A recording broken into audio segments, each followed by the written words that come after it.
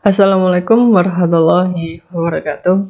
Kembali lagi di channel Calon Apoteker. Pada video kali ini kita akan melanjutkan pembahasan mengenai bab kemarin, bab formulasi teknologi solid, di mana kita akan membahas tablet, di mana dalam video sebelumnya kita sudah membahas mengenai permasalahan, kemudian excipient tablet, dan juga apa ya kemarin?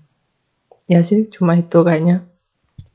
Jadi pada video kali ini kita akan melanjutkan pembahasan pada video sebelumnya, yaitu pengujian tablet. Jadi dalam pengujian tablet itu ada beberapa pengujian. Yang pertama yaitu ada uji kadar air, kemudian ada waktu alir atau laju alir, kemudian ada kerapatan, di mana kerapatan dia akan berhubungan dengan kompresibilitas. Nah, semua ini itu ada kaitannya dengan pembuatan granulasi.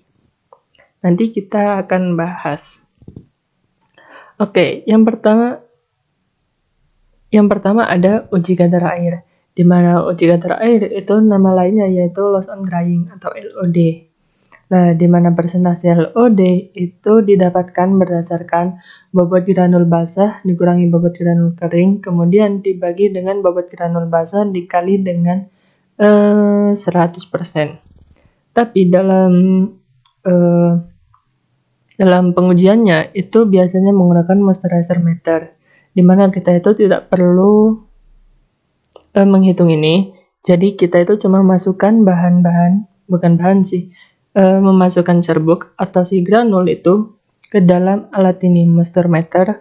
Nah, di mana ketika sudah dimasukkan, dia akan mengoperasikan dengan sendirinya dan kemudian nanti didapatkan persentase kadar si granul tersebut. Di mana persyaratan untuk granul itu rentangnya 2-4%. Tetapi ada juga yang menjelaskan atau menyebutkan rentang granul itu 2-5%. Kurang lebih seperti itu. Kalau dalam tanpa alat ini, kita itu biasa sering menggunakan oven. Di mana oven itu harus dicek secara berkala.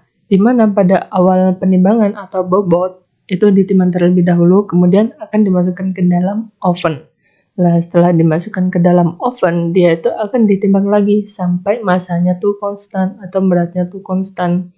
Ketika sudah konstan itu makanya sudah dinamakan dengan bobot granul yang kering. Kemudian nanti dimasukkan persentase OD-nya nanti didapatkan. Kemudian ada uji waktu alir. Di mana uji waktu alir yaitu ada kecepatan alir dan juga ada sudut diam. Kalau kecepatan alir itu bobot granul per waktu, di mana persyaratannya yaitu lebih dari 10 gram per second. Kemudian ada yang namanya sudut diam, di mana sudut diam itu rumusnya tan-1 dikali H per R, di mana H-nya itu tinggi kerucut dan R itu jari-jari kerucut. Jadi, mana ya pulpen ini? Ini. Nah, ini kan alatnya tuh seperti ini. Jadi dia itu ada tiang dan ini tempatnya. Nah, si serbuk tadi nanti dia akan dimasukkan ke sini. Dimasukkan ke sini. Nah, nanti serbuk itu akan turun ke bawah. Nah, di mana proses turunnya ini itu nanti dihitung waktunya. Kalau misal waktu alirnya itu lebih dari 10 gram per second, dia itu maka dinyatakan waktu alir yang sangat baik. Nah, setelah mengalir ke bawah, dia akan membentuk sudut juga. Bentuk sudut kerucut. Di mana sudut kerucut ini, dia akan dihitung lagi. Ini yang namanya sudut diam. Ini sudut diam yang ini. Sudut diam. Semakin kecil sudut diam, maka si granul tersebut itu semakin baik. Nah, di mana dihitungnya yaitu tan-1 H per R, di mana hanya itu tinggi kerucut atau tinggi ini, kemudian R-nya itu jari-jari. Kalau dihitung semua ini kan diameter, kan D, berarti separuhnya D. 2R, astagfirullahaladzim, 2R. Kayak gini, di mana R itu setengahnya. Nanti tinggal dibagi 2. Nanti dapatkan sudut diam. Kalau Tan-1 di kalkulator itu ada, nanti dicoba sendirilah. Nanti juga ada. Dimana persyaratan dari sudut diam yaitu kurang dari 30 derajat. Itu yang paling bagus. Di sini ada kategorinya, nanti silakan dibaca sendiri. Ini ada sedikit soal. Yang pertama yaitu seorang apoteker di industri farmasi yang melakukan evaluasi terhadap bahan baku yang akan digunakan dalam pembuatan sediaan tablet. Sebanyak 100 gram sampel dialirkan ke dalam corong, kemudian dihitung waktu yang dibutuhkan untuk mengalirkan seluruh serbuk. Hasil pengukuran diperoleh, waktu yang diperlukan adalah 15 detik. Jadi berapakah waktu alirnya? Seperti itu. Ya tinggal bagi aja 100 dibagi 15. Sedih banget masih pakai kursor dong. Nah, ketika sudah dibagi, nanti sudah gini wae, nanti dibagi, hasilnya itu 6,6. Jadi jawabannya D. Oke, setelah uji waktu alir, sekarang masuk ke kerapatan. Di mana kerapatan itu ada dua. Pertama itu kerapatan curah atau bulk, kemudian ada kerapatan mampat atau tap. Jadi kerapatan curah itu kerapatan dia tuh si granul atau serbuk itu dimasukkan. Cukup dimasukkan aja tanpa ada pengetukan. Itu namanya kerapatan curah atau bulk. Lah misal kita tuh menimbang 100 gram serbuk, kemudian dimasukkan ke dalam labu ukur, dia itu hanya 90 mili. Jadi itu aja, jadi si 100 granul kemudian dibagi si 90, itu harus tanpa ada pengetukan. Kalau misalnya ada pengetukan, itu berarti sudah termasuk mampat. Biasanya kalau diketuk itu sih volumenya akan turun. Bisa saja yang 90 tadi dia akan turun ke 80 atau ke 85. Itu yang namanya kerapatan mampat. Kalau massa jenis itu bobot granul per volume granul. Bobot granulnya tadi 100 dan volume granulnya yaitu 90. Kemudian yang kalau kerapatan itu sama aja, tapi itu volumenya itu setelah diketuk. Seperti itu. Dan untuk alatnya sendiri atau alat untuk menghitung kerapatan yaitu ada tape density meter. Alatnya itu seperti ini. Nanti si serbuknya itu dimasukkan lewat sini. Kemudian setelah dimasukkan dia akan mengetuk dengan sendirinya. Terus nanti kalau sudah diketuk, nanti kita lihat volume setelah diketuk. Kemudian ada yang namanya kompresibilitas, di mana kompresibilitas itu terdapat dua, yaitu compressibility index dan juga Hoster ratio. Di mana compressibility index yaitu ROTAP. ROTAP itu yang ini kerapatan mampat, atau setelah dirapatkan yaitu ROTAP dikurangi rho bulk dibagi rho tap juga, kemudian dikali dengan 100. Kalau Hoster ratio yaitu rho tap dibagi rho bulk. Nah, ini ada persyaratan. Persyaratannya itu yang paling bagus antara kalau Hoster ratio itu 1 sampai 1,11. Kemudian ada compressibility index yaitu 1 sampai 10%. Jadi penyusutannya itu nggak terlalu besar kalau compressibility index. Oke, kemudian ini ada soal seorang apoteker di industri farmasi akan melakukan evaluasi terhadap zat aktif sebelum menentukan metode pembuatan tablet. Sebanyak 100 gram serbuk dimasukkan ke dalam gelas yaitu dengan ukuran 250 ml dan didapatkan hasilnya yaitu 70 cc atau 70 ml. Kemudian diketuk dan diukur kembali volumenya menyusut menjadi 60 mili. Berapakah kompresibilitasnya? Next card. Jadi untuk menentukan indeks card yaitu kita kan lihat dari PTAP dikurangi rho bulk B dibagi rho tap. dikali 100 is ini 100. Lah jadi nanti ini sih 100 itu dikurangi si 60 dibagi 60 itu untuk mendapatkan row tab. Kemudian yang ini row bulk itu 100 dibagi 70. Nanti kita hitung.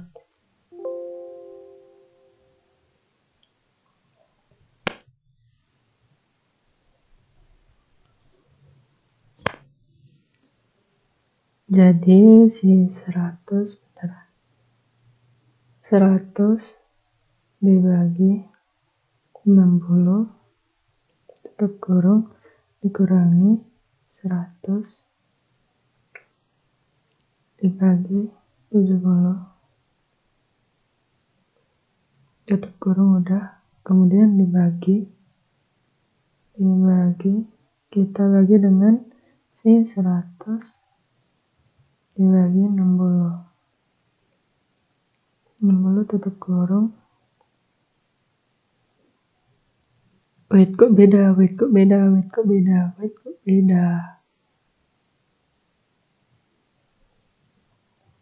Dan dikali 100. Ya, ini. Jadi jawabannya tuh 14,28. Nah, di sini itu 28 dibulatkan.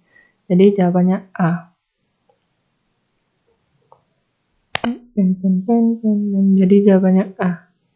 14,3. Harusnya kan 28. Kita dibulatkan ke atas menjadi 23. Menjadi 3. Kemudian yang bab selanjutnya yaitu ada evaluasi tablet. Di mana evaluasi tablet itu ada yang namanya keseragaman ukuran, kemudian ada keseragaman bobot, dan juga keseragaman kandungan, kemudian ada waktu hancur, disolusi, kekerasan tablet, dan juga variabilitas. Variabilitas itu kayak kerapuhan. Yang pertama yaitu keseragaman ukuran, di mana pengujiannya itu menggunakan 20, tapi ada beberapa literatur yang menyebutkan hanya 10 tablet, di mana persyaratannya itu diameter tablet tidak boleh lebih dari 3 kali tebal tablet dan tidak boleh kurang dari 4,3 tablet. Jadi si diameter itu tidak boleh tidak boleh lebih dari 3 kali tablet. Jadi ini dikali-kalinya itu nggak boleh lebih maksudnya. Kemudian dan tidak boleh kurang dari 4/3 dari tebal tabletnya. Berarti nanti akan berpengaruh ke dalam estetika dari tablet itu sendiri kayak gitu. Kalau misal kegedean ya nanti jelek gitu. Lah selanjutnya yaitu ada uji keseragaman bobot, di mana pengujian keseragaman bobot itu seharusnya ada 2, keseragaman bobot dan juga ukuran. Bukan bobot dan ukuran, bobot dan juga kandungan. Di mana kalau kandungan itu biasanya digunakan untuk zat aktif yang di bawah 25 mg. Jadi dia itu sudah tidak menggunakan keseragaman bobot, tapi dia itu menggunakan keseragaman kandungan. Kemudian pengujiannya itu menggunakan 2 tablet. Kemudian untuk rumusnya yaitu bobot tiap tablet itu dikurangi bobot rata-rata tablet, di mana bobot rata-rata tablet itu dari 20 tablet, kemudian dibagi dengan rata-rata tablet, bobot rata-rata tablet, kemudian dikali dengan 100%. Persyaratan yaitu tidak boleh ada 2 tablet yang menyimpang lebih besar dari yang ditetapkan kolom A, dan tidak boleh ada 1 tablet yang menyimpang lebih besar daripada yang ditetapkan kolom B. Jadi kalau misal ini kan ada ukurannya, nanti kita sesuaikan dengan ukurannya, kemudian ini ada kolom A. Kalau yang 25 mg mata kurang yaitu penyimpangan A itu hanya 15%. Kalau yang 26 sampai 150 itu hanya 10% dan juga berikutnya. Seperti itu. Kemudian ada waktu hancur, uji waktu hancur.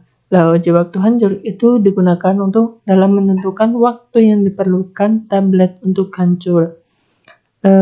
Untuk alatnya sendiri yaitu ada disintegration tester. Untuk persyaratannya itu berbeda-beda. Untuk yang misal tablet salut bersalut itu tablet tak bersalut yaitu kurang dari 15 menit. Kemudian ada yang tablet salut gula itu kurang dari 30 menit. Dan tablet Salutentrix yaitu kurang dari 60 menit. Nah, kenapa sih perlu dilakukan pengujian ini? Kalau misal si tablet itu tidak mau hancur, yang ditakutkan nanti bahan-bahan aktifnya itu dia tidak akan terabsorpsi dengan baik karena dia itu tidak hancur. Jadi si bahan aktif itu tetap di dalam. Dan juga kita tidak mau kan kalau kita keluar atau ke kamar mandi buat BAB keluarnya obat, masuk obat dikeluarkan obat, ya kan percuma gitu loh. Jadi uji waktu hancur itu diperlukan untuk mengetahui apakah tablet itu dapat hancur atau tidak. Kemudian ada uji disolusi. Uji disolusi yaitu mengetahui jumlah zat aktif yang dilepaskan dari sediaan obat dalam media disolusi dalam waktu tertentu. Nah, media disolusi nanti ada sendiri. Kalau nggak salah ada 3 media disolusi. Itu untuk disolusi terbanding itu ada 3.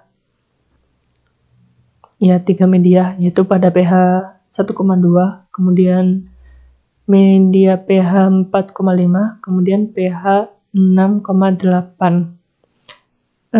Ya kayaknya seperti itu. Kemudian untuk disolusinya itu ada bertahap. Yang pertama ada tahap S1. Di mana tahap S1 itu jumlah obat yang akan diujikan yaitu sebanyak 6. Nah, di mana kriteria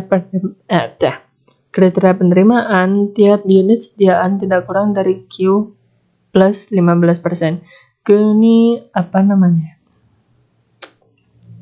Kandungan yang telah ditetapkan. Bukan kandungan yang telah ditetapkan sih, kandungan yang sudah ditetapkan baik di farmakope maupun di etiket. Kemudian ada tahap S2. Lah, apabila tidak diterima ini atau ada yang masih kurang dari Q plus 15, dia akan dilanjutkan ke tahap S2. Di mana tahap S2 itu ditambah lagi sebesar 6 tablet. Jadi totalnya ada 12 tablet. Nah, di mana dari 12 tablet atau S1 dan 2 itu adalah sama atau tidak lebih besar daripada Q. Dan tidak boleh ada satupun yang lebih kecil daripada Q dikurangi 15. Dan apabila masih tidak memenuhi penerimaan, dia akan ditambah lagi sebanyak 12. Jadi total keseluruhan yaitu ada 24 obat atau 24 tablet. Di mana rata-rata 24 unit yaitu sama atau lebih besar daripada Q. Dan tidak boleh lebih dari 2 unit sediaan yang lebih kecil dari Q dikurangi 15, dan tidak ada satu unit pun yang lebih kecil daripada Q dikurangi 25%. Nah, ini ada soalnya di mana seorang apoteker di bagian QC melakukan uji disolusi. Dari 6 tablet yang diuji didapatkan data sebagai berikut, yaitu kadarnya sebesar 80%, 82%, 78%, 79%, 82%, dan juga 76%. Syarat pada farmakope disebutkan bahwa dalam waktu 30 menit sebanyak 75% zat aktif yang telah terdisolusi. Bagaimana kesimpulan dari ujian tersebut? Jadi ini kan baru uji pertama atau S1.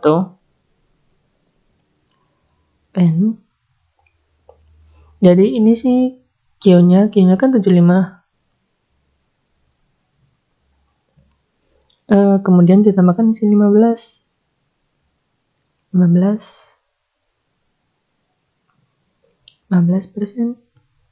Ini nggak sih 15% ya sih? Ya, Q plus 15%.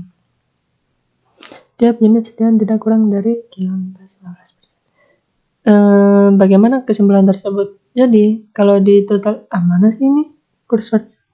Jadi ini kan 90.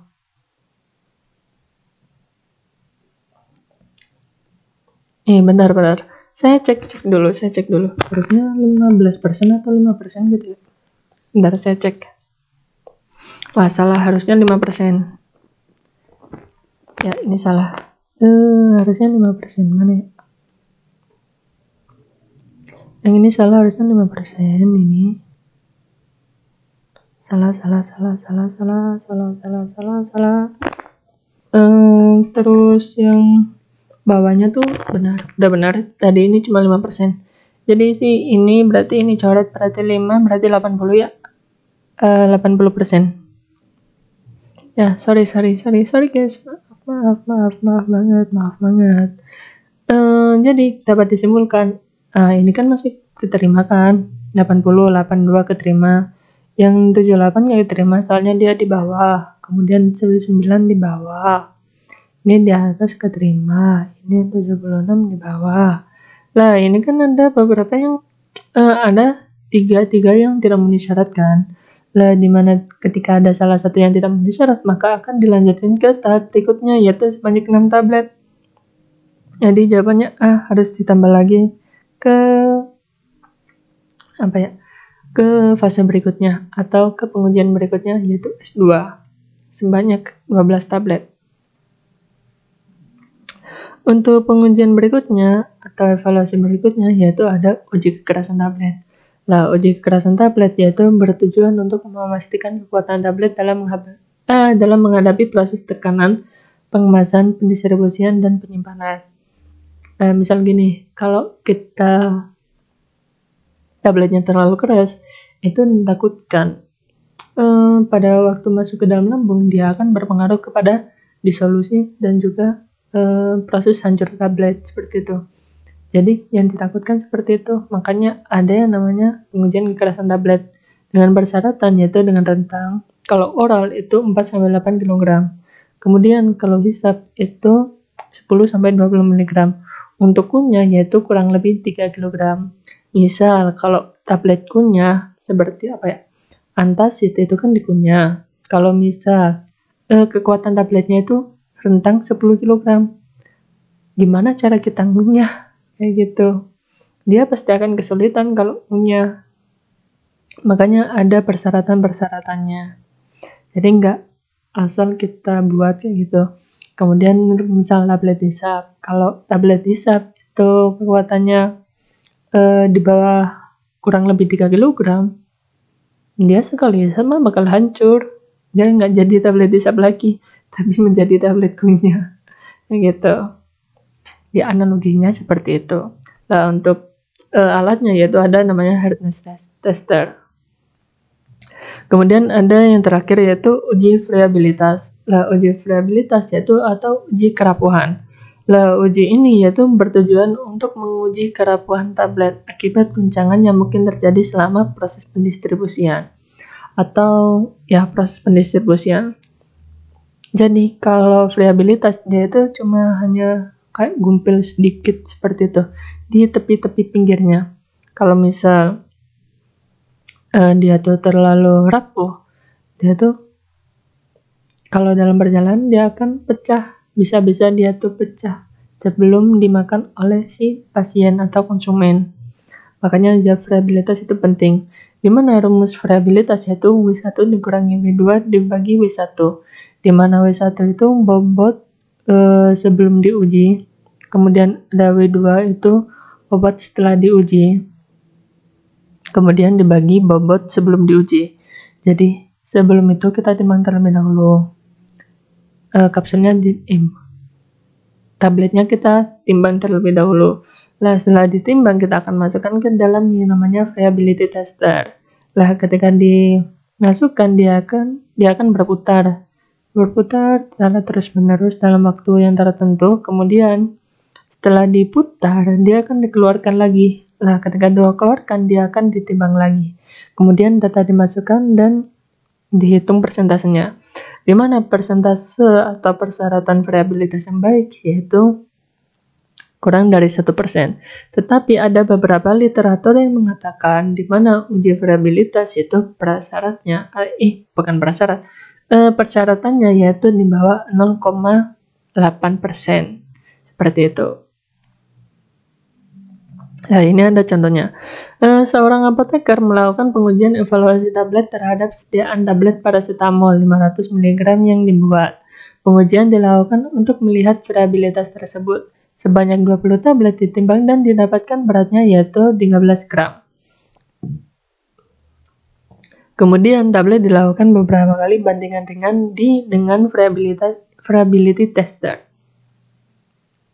Setelah itu, tablet ditimbang kembali dengan bobotnya berkurang yaitu 12,8 gram. Berapakah persen variabilitasnya? Jadi tinggal kita bagi aja sih 13 gram dikurangi 12 yang dikurangi 12,8, 13 kurangi 12,8 itu kan 0,2. Kemudian dibagi dengan sini 13%. Kemudian dikali 100. Jadi hasilnya itu dapatnya 1,5%.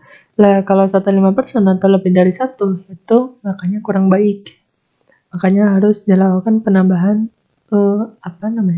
tambahkan pengikat lagi supaya si tablet itu tidak mudah rapuh. Jadi jawabannya B. Oke, sekian untuk video kali ini. Mungkin ada beberapa perkataan yang salah atau seharusnya ya mungkin ada yang salah nggak sih? Ya mohon dikoreksi ya kalau ada salah. Soalnya saya juga lupa sih. Mungkin ada yang salah, mohon koreksinya aja lah ya. Soalnya saya rasa tadi ada beberapa yang salah. Seperti yang diuji di solusi tadi kan. Itu kan harusnya Q plus 5%, tapi di sana tulisnya 15%, jadi ada yang salah kayak gitu. Jadi saya mohon maaf apabila ada kesalahan, saya mohon maaf sebesar-besarnya.